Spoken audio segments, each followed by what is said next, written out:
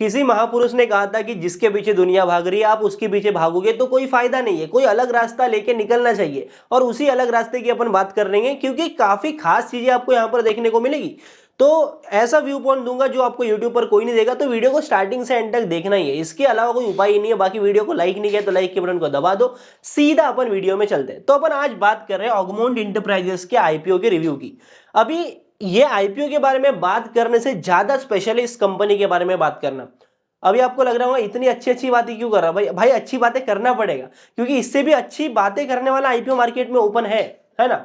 Business को आप समझोगे ना भाई, बिजनेस से आपको मजा आ जाएगा। मतलब ये है आइडियल बिजनेस, पैसा ऐसे बनता है, मतलब मार्जिन कम है लेकिन पैसा ऐसे बनता है, आपको समझ में आएगा। सीधा अपन चलते हैं, सबसे पहले टाइमलाइन की बात करते हैं क्योंकि टाइमलाइन इंपॉर्टेंट है। आईपीओ तो आपको एक से एक मिल जाएंगे, टाइमलाइन क्रैक करना जरूरी है, ठीक है।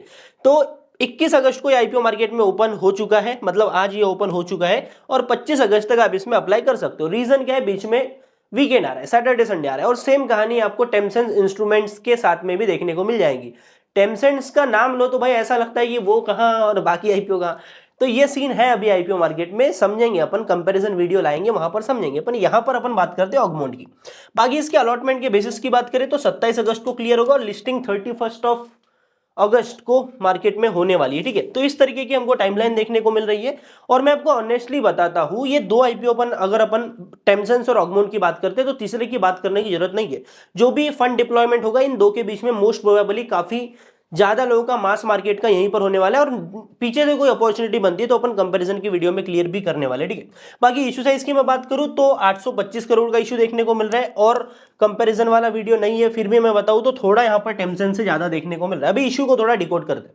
825 करोड़ का आईपीओ का इशू है। यहां पर बढ़िया बात यह है कि भाई 620 करोड़ का आपको फ्रेश इशू देखने को मिल रहा है।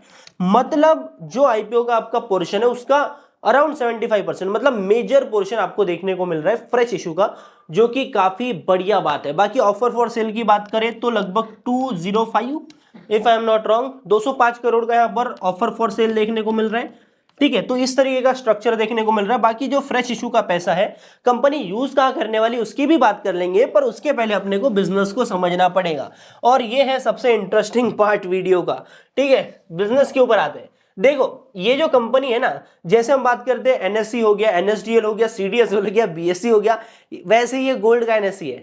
कैसे मैं बताता हूं, देखो 2012 में इनकॉर्पोरेट हुई कंपनी। कंपनी के धंधे की बात करें तो B2B गोल्ड डिस्ट्रीब्यूशन का काम करते हैं, मतलब गोल्ड आया गोल्ड गया। बिजनेस मॉडल पहले से ही कमाल है, इन्वेंट्री रखना नहीं है, आया गया। 1.3 डेज का कुछ इनका इन्वेंट्री है, इन हाउस इन्वेंट्री जो रहती है, उसके बाद में वो निकल जाती है। मतलब मार्जिन बना छोटा सा निकला, मार्जिन बना छोटा सा निकला। तो ये काम कैसे करते हैं मैं बताता हूं। देखो बेसिकली इनका जो काम है ना वो इंटीग्रेटेड गोल्ड और सिल्वर डिस्ट्रीब्यूशन का ही काम है। गोल्ड और सिल्वर प्लेटफॉर्म है जहां पर दो प्लेटफॉर्म्स के थ्रू ये ऑपरेट करते हैं। पहला है आपका ऑगमोंट स्पॉट और दूसरा हो गया ऑगमोंट गोल्ड फॉर ऑल। देखो ऑगमोंट स्पॉट का बिजनेस सिंपल है। ऑगमोंट स्पॉट के अंदर क्या करते हैं, इंटरनेशनल सेल्स के ऊपर काम करते हैं। मतलब बुलियन आया बुलियन गया, बुलियन आया बुलियन गया, इन द सेंस इंटरनेशनली माल को सेल कर दिया, इंटरनेशनली रिफाइनर्स को दे दिया, इंटरनेशनली किसी को भी दे दिया, ठीक है। अभी गोल्ड फॉर ऑल क्या करता है, गोल्ड फॉर ऑल के अंदर आप यहाँ पर प्रोडक्ट देखोगे ना तो आपको सिंपल से देखने को मिल जाएगा डिजिटल गोल्ड के अंदर इनका काम है, डिजिटल सिल्वर। तो बेसिकली मैं आपको बताऊं तो आपका जो रिटेल कस्टमर है उसको ये गोल्ड सेविंग का, गोल्ड इन्वेस्टमेंट का प्लेटफॉर्म प्रोवाइड करते, इतना सा काम है, ठीक है। तो गोल्ड के अंदर जो भी इंटीग्रेटेड वैल्यू चेन है गोल्ड और सिल्वर की वो पूरी ये देखते, ठीक है। यहां पर मैं कहीं नीचे आ जाऊंगा तो मुझे अबाउट वाला सेक्शन मिल जाएगा, ठीक है। तो यहां से अपन और भी इंफॉर्मेशन चेक कर सकते हैं। तो यहां पर अबाउट सेक्शन में आएंगे अपन गोल्ड फॉर ऑल के, तो यहां पर गोल्ड फॉर ऑल का फेजेस ऑफ लाइफ दिखा रहा है। मतलब ईएमआई गोल्ड का कर सकते हो, गोल्ड लोन आप यहां पर ले सकते हो, किस तरीके से रोटेट होता है गोल्ड उस हिसाब से दिखाया गया है। तो बेसिकली आप गोल्ड के अंदर इन्वेस्टमेंट कर सकते हो। इस तरीके का पूरा मामला हमको यहां पर गोल्ड फॉर ऑल के सिस्टम में देखने को मिल रहा है। बेसिकली होता क्या है, कंपनी क्या है, सिर्फ एक मीडिएटर का काम करती है। मतलब छोटा सा मार्जिन लेके गोल्ड को आगे भगा देती है, दुनिया भर भगा देती है, रिफाइनर को, जूलर को आपका ट्रेडर को हो गया या फिर इन्वेस्टर को, सबको गोल्ड बेच देती है, ठीक है। अभी अपन आ जाते हैं अपने इशू के एक्चुअल में फ्रेश इशू का जो पैसा यूज कहां होगा उस बात के ऊपर, ठीक है। 620 करोड़ रुपए कंपनी ने उठाया। 620 करोड़ रुपए में से जो आपका 620 करोड़ रुपए में से 465 करोड़ रुपए कंपनी यूज करने वाली है वर्किंग कैपिटल रिक्वायरमेंट को फुलफिल करने में। वर्किंग कैपिटल रिक्वायरमेंट क्या होता है इनका यही होता है कि भाई प्रोक्योरमेंट कर लिया, अपने इन्वेंट्री के स्केल को बढ़ा दिया, इन्वेंट्री बड़ी होगी, प्रोक्योरमेंट और भी करेंगे गोल्ड सिल्वर का, तो इवेंचुअली बिजनेस बढ़ेगा। इन बिजनेस बढ़ेगा इन द सेंस बिजनेस का वॉल्यूम बढ़ेगा तो इवेंचुअली कंपनी के लिए बढ़ गया, ठीक है। तो इस तरीके से पैसा लगाने वाले, और जो बचा हुआ पैसा है वो तो आपको पता है जनरल कॉर्पोरेट पर्पस के अंदर कंपनी पैसे को यूज करने वाली है। तो ये हो गया अपना पूरा मामला। और एक इंपॉर्टेंट मामला है, मामला ये है कि भाई रिटेल इन्वेस्टर्स को क्या मिलने वाला है, आलू। आलू तो भाई टेम्सेंस के अंदर मिलेगा, यहां पर भी आलू मिलेगा, पर टेम्सेंस के अंदर आप समझो 90% जीएमपी भाई आपके 50 लाख एप्लीकेशन तो कहीं नहीं गई। और अलॉटमेंट कितने मिलने वाला है, 1.5 लाख लोगों को, मतलब आप हिसाब किताब लगा लो। यहां पर भी ज्यादा उतना अच्छा नहीं है, पर कंपैरेटिवली थोड़ा ठीक है। 35% का आपका रिटेल कोटा है, लगभग अप्रोक्सीमेटली 1.91 लाख, मतलब 1,91,000 लोगों को अलॉटमेंट मिल रहा है। थोड़ा ज्यादा इशू भी थोड़ा ही ज्यादा है, ज्यादा बड़ा नहीं है, ठीक है। तो इस तरीके का हिसाब देखने को मिल रहा है। अभी अपन आते हैं कंपनी के फाइनेंशियल्स के ऊपर। तो फाइनेंशियल्स के लिए अपन आएंगे आईपीओ ज्ञानी के ऊपर, ठीक है। इसको थोड़ा बड़ा कर लिया जाए, यहां पर आपको कमाल देखने को मिलेगा। देखो जो भी गोल्ड से रिलेटेड कंपनीज है ना, काफी आईपीओ आपको देखने को मिलेंगे। और मैं ऑनेस्टली बोलता हूं, हर बार तारीफ करने से मतलब नहीं बनता। आपको जो स्केल बढ़ता हुआ दिख रहा है कंपनीज का, वो सिंपल सा स्केल कैसे आ रहा है, गोल्ड का भाव बढ़ने की वजह से। आपका गोल्ड का भाव 2 साल में 3 गुना हो रहा है यार। 3 गुना हुआ क्या, नहीं डबल हो गया, डबल हो गया तो भाई आपका स्केल भी डबल ही हो जाएगा ना, मतलब सिंपल सी बात है, ठीक है। डबल ही होगा यार, मार्जिन के ऊपर काम होता है, ठीक है।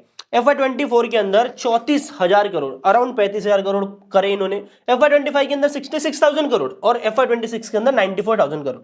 देखो गोल्ड के प्राइस बढ़ने से स्केल आ रहा है, वो बात मैं मानता हूं, लेकिन अब ये मोनोपोली होल्ड करते एक तरीके का, मतलब इंटीग्रेटेड वैल्यू चेन हम ही करेंगे भाई पूरा। तो गोल्ड का मार्केट बढ़ेगा तो इनका तो काम बढ़ना ही है।